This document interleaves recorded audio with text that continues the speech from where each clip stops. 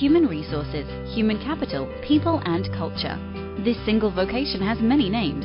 HR professionals are responsible for what is arguably the most critical success factor within any organization. It's talent. HR Studio Podcast brings you interviews from HR and industry thought leaders so you can listen, learn, and leverage. Welcome to HR Studio Podcast, building the next generation of HR leaders. HR Studio is brought to you by A.J. O'Connor Associates.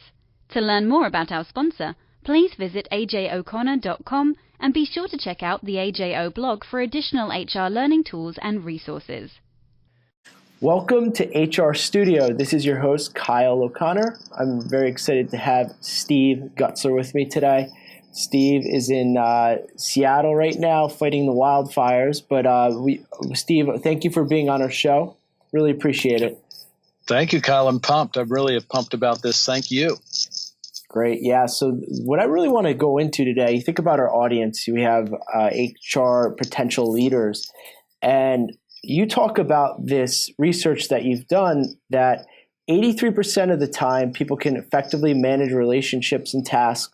However, those 17% moments when interactions become more challenging and work becomes more difficult, that's when people discover the hard truth of whether they are a leader or they're not, and they're really reaching their full potential. Could you walk us through some of the research you've done behind this and the logic, and then we'll go from there, how people could kind of learn from this research?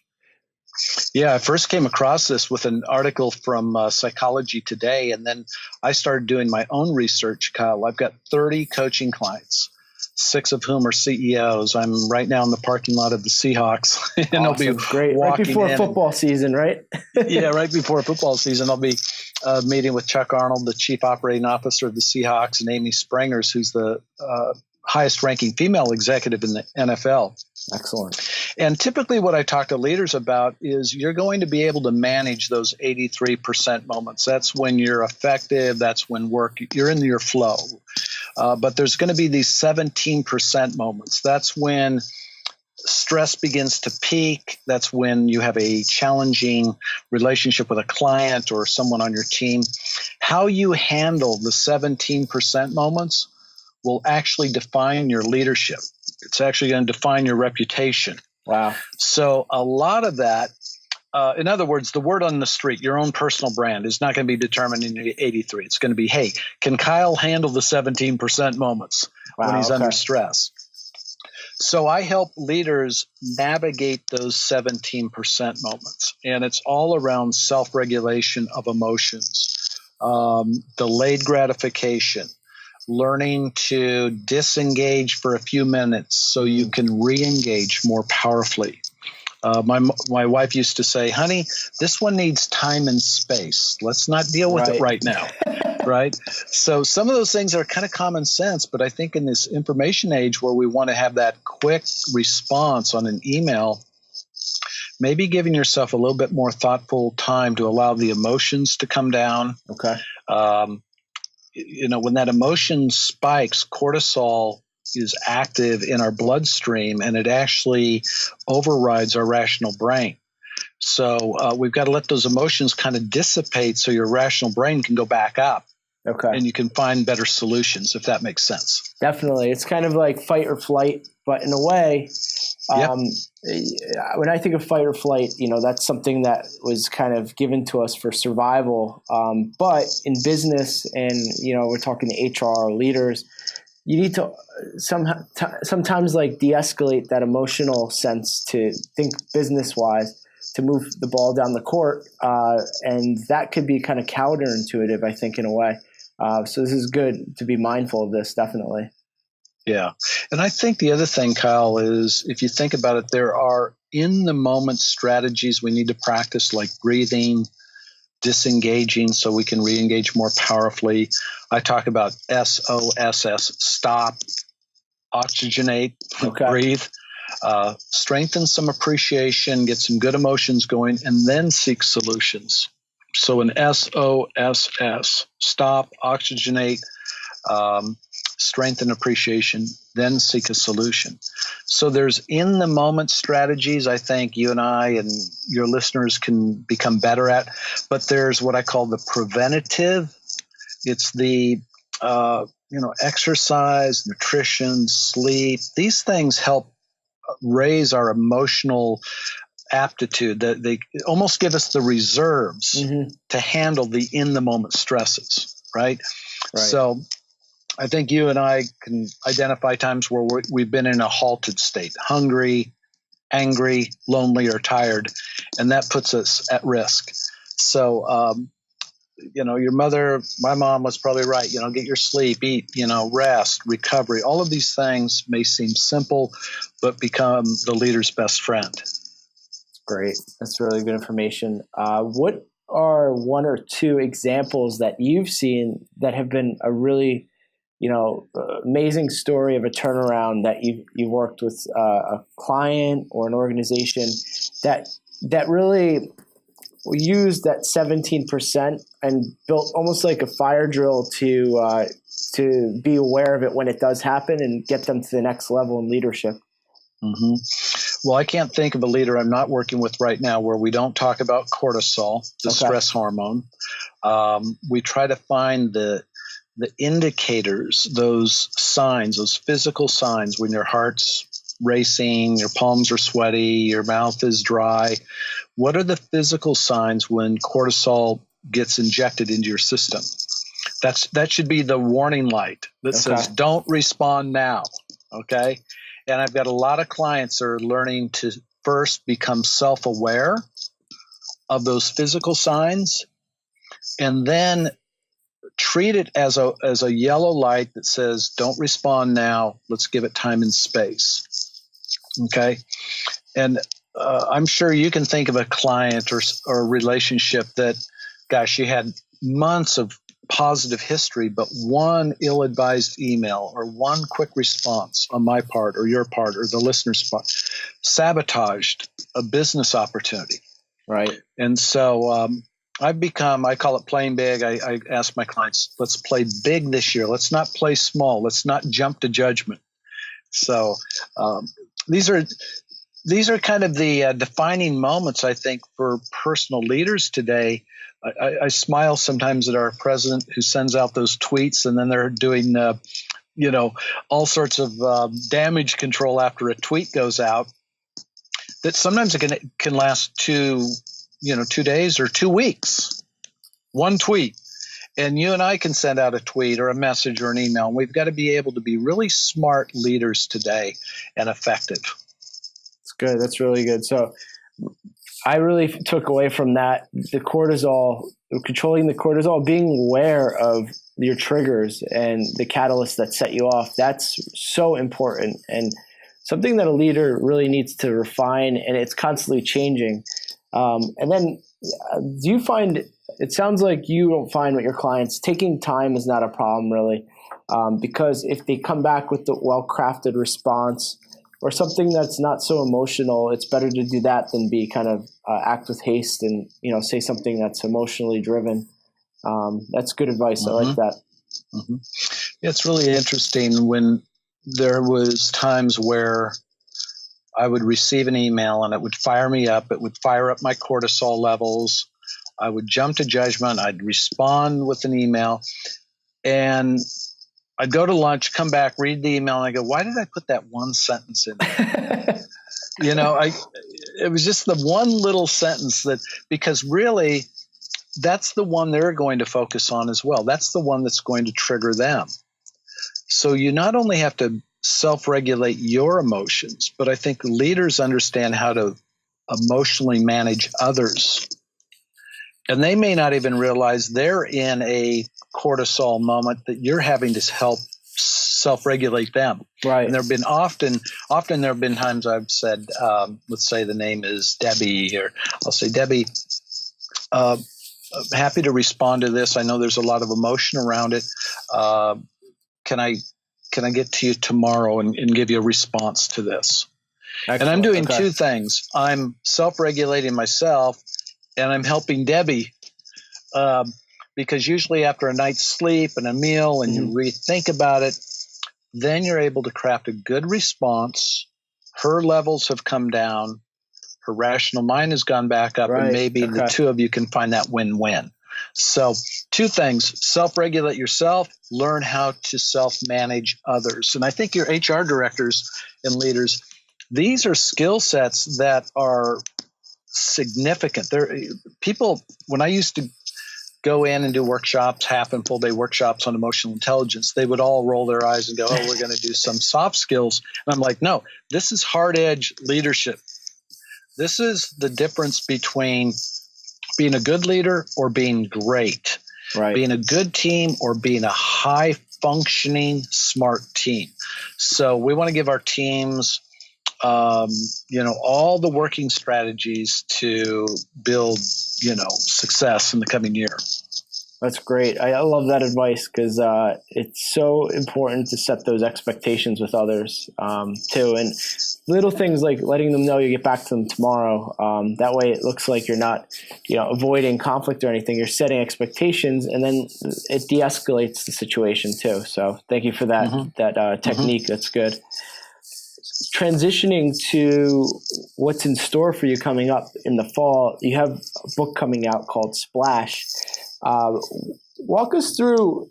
I always like to hear the story behind the story. So how did you come up with Splash? And give us a little high-level summary, if you don't mind, about Splash and what it's all about. Yeah, thank you. First of all, Splash is going to be a great book, I think, for your listeners. It's going to be inspirational. It's not a high technical read. It's more of a lot of stories, anecdotes, not just about myself, but others that have found levels of inspiration. And going back in time, I actually started my company 20 years ago, Kyle. Wow. And I started it as an unemployed individual, finding myself in kind of probably 9 months of depression. And I can clearly remember struggling to get up in the morning, shaving, getting out of my sweats, getting into some kind of working clothes. Looking back, it's almost like, did that really happen? Wow. But I was in a really kind of deep, dark little hole I dug. It was over-exaggerated. It was magnified. But nonetheless, that's where I found myself. But it was through a series of, I don't want to go too deep, but like introspection. I'd never had written a purpose statement. I'd never written out what my values were. Wow. Okay. I created kind of this rough little restart life plan. And I literally started thinking, if I could help leaders go on a quest, like a leadership quest that I'm going on, I thought that'd be a really cool name for a company, Steve Gutzler and Leadership Quest. And I had my wife register the name in the Washington State Business Association. And that's where I started. And it's, I have a world-class network of clients now. It's not, my career's not been up to the right. It's been like a little stock market ticker tape, right? Up and down. That's how growth always is. Yep. Yeah. But so Splash is around that. And the Splash name came from a time right when I was in that self-discovery time. I was driving out of my subdivision. I saw a little group of first graders at a bus stop, kind of like now. I don't know where it's at with you, but I think school's just starting today for a lot of kids. Right. Yep. Where we are here in Seattle. And it was a rainy day in Seattle, and there's kids are all huddled at this bus stop. And one little kid is in a rain slicker, and he was jumping around, and he was doing a little 360 and looking up and laughing and splashing. That's great. And I thought, wouldn't it be cool if I could begin to live life like that, like alive, and get out of this funk and start splashing? So it's more of a visual, one of those small defining moments that kind of triggered a new beginning for me. Okay. So that's where the title comes from, and I help leaders and the readers go through 10 traits that I believe are really important. That's great. I love the idea of this book. I'm excited to get my hands on it. So can you walk us through maybe one or two of the traits and what you think is really important? I know they're probably all equally important, but what are one or two that really stick out to you that our listeners should know about? Yeah, thank you.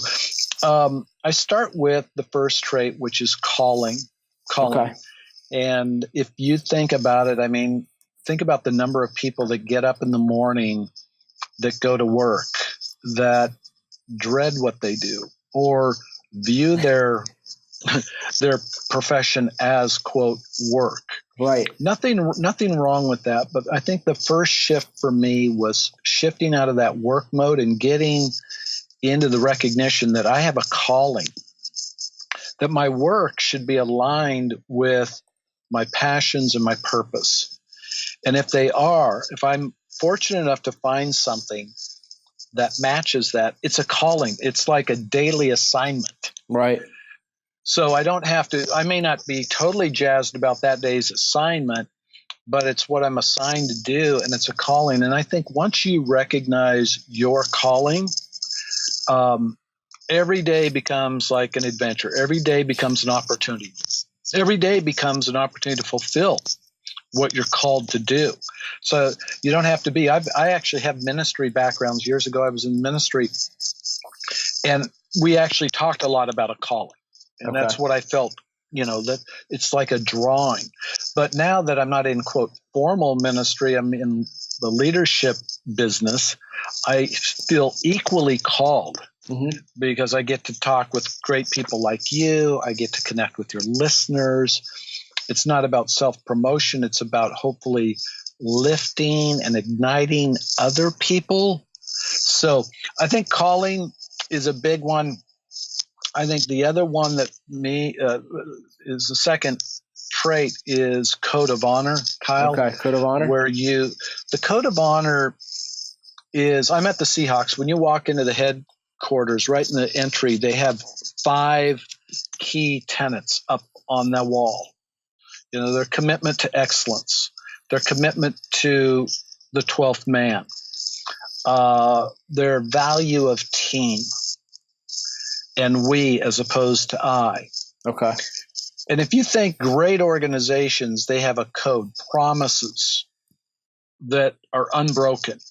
And I think if a leader can I ask all of my leaders that I work with, create a list of 8 to 10 promises you want to make for yourself.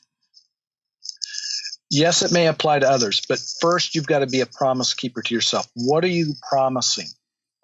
It could be commitment to excellence. It could be the fact that you're going to be a corporate athlete, that you're going to train 4 to 5 days a week to stay strong and fit and healthy. It might be that you want to create a family legacy. I have a lot of clients that came from broken homes.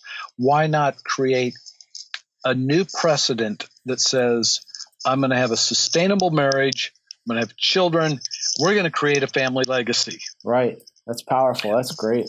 Isn't that cool? Yeah, that really is. So these promises, and I list out the 8 promises, not to boast or anything, but I give them as examples. You'll see in the book the code of honor, and everybody can make these. And I think it becomes exciting to know what those promises are. That's great. This is something that I'm going to do myself. I mean, I'm going to read the book, but the 8 promises, it's powerful, especially if you put it pen to paper, then it's kind of keeping yourself accountable.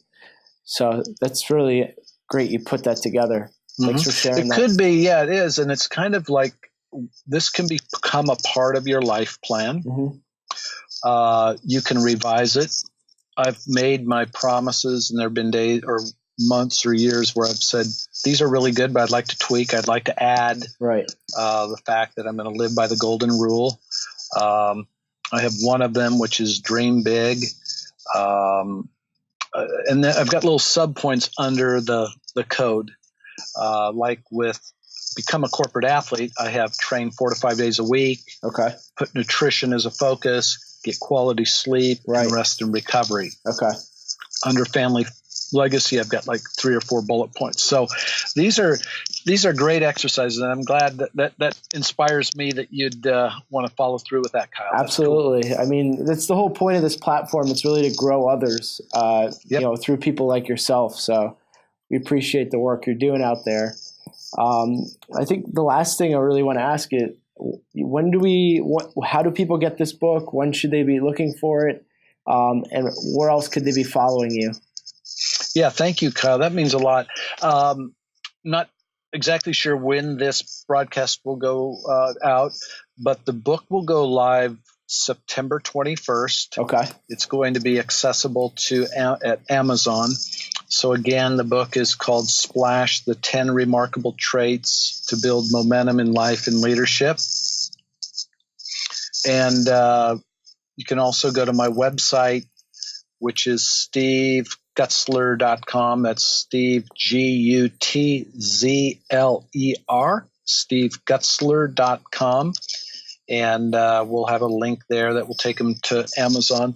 But yeah, I'd love to connect. I mean, if for me to hear the stories of people that you either connect with via social media or hear a podcast like that makes it all worth it. So I appreciate it.